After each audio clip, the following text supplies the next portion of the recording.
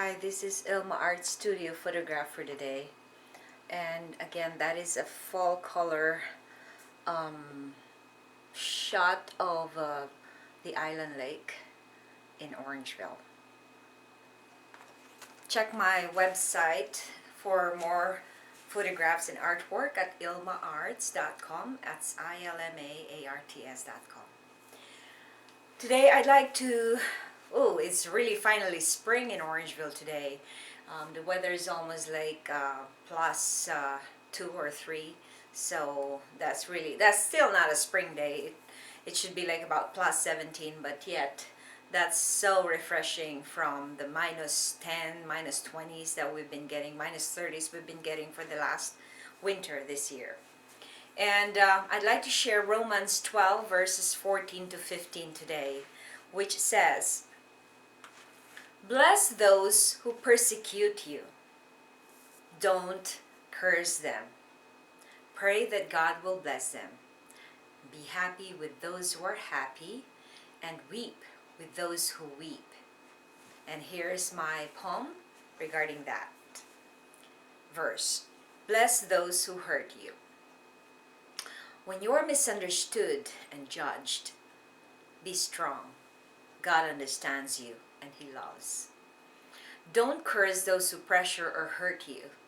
Instead, bless them and have your mind renewed. Grant difficult people around you with mercy. God constantly forgives you and wants you to be happy. Be compassionate and happy with those who are joyful. Weep with those who are sorrowful. Have you ever, and that is the end of the poem devotional. And here is the essay part of the devotional. Have you ever experienced being abused or judged wrongly? Rejection and fear are reactions that result from experiences of hurtful circumstances. Our natural reaction to such painful events is to pity ourselves or protect ourselves from the exposure to people who might bring us down. The Bible, on the other hand, instructs us to bless those who persecute us. Instead, we are asked to pray for God to bless them. We are also asked to show compassion for those who are weeping and join those who are joyful and happy. Man's ways would be to respond with the same treatment we are given. But God's way would be to give those who hurt us a blessing and forgiveness. What a merciful and loving God we have. Prayer. Lord, teach me how to be merciful and forgiving. Reflection. Why does God command us to give mercy and forgive? And that is the end of the poem devotional. I'd just like to share with you some things that are going on actually in my life just recently. And I know everybody else struggle with people. Sometimes there's always somebody in our life that would hurt us. And especially we're usually hurt more by the people we love. Or the people we're closest with. Sometimes it is really very hard for me to understand how those people who knows us and are very close to us and know that we love them so much, how they can even have this thinking that it's I know, like, no one is perfect, and sometimes our expectations of somebody, especially the ones whom we love, are higher than usual, as compared to for strangers we don't know. We don't have expectations from them, but we always have higher expectations from people whom we live with, whom we are loving, we are part of our family of, and whom we belong with. So but we will always, I remember one of my church friends said, like, we will always be,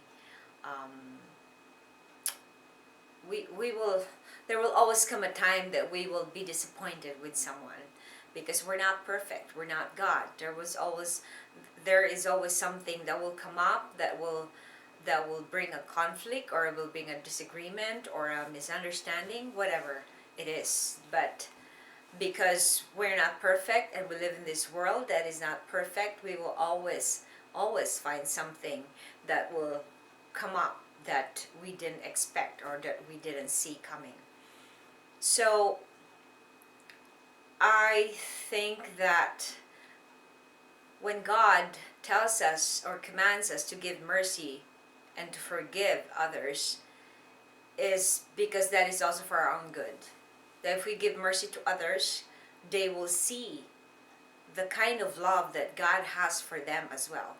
But if we're very, very stingy about giving back love, or enjoying them, enjoying ourselves with people who are enjoyable or who are happy, or if we deprive people of help, then that will not help us too with our walk with Christ. So I think that God commanded us to have mercy and forgiveness. It is for our own good. If we give mercy, then as the Our Father prayer was saying, that if we forgive, we will also be forgiven. So we will not be forgiven our sins if we don't forgive others, or we will not be given mercy if we don't give mercy ourselves. So it's the law of sowing and reaping. What we sow is what we reap. So I think that it is just right that we would show mercy to those people who are asking for mercy, or be gentle with others, or patient. I know I'm really having a hard time with that right now. I'm struggling because also other things in my past are disallowing me from totally letting go, and I'm still a baby. I'm still taking my baby steps when it comes to surrendering totally to God, because it's not an easy thing to do living in a very corrupt world that we have. And so this is the end of the Poem Devotional, and I hope that you check my website, and please check the blurb.com or blurb.ca bookstore and check my book. It's called My Love Affair with Orangeville, and you will see all the photographs, about 300 plus photographs of the beautiful place, and some of them I've been showing it to you also on the video.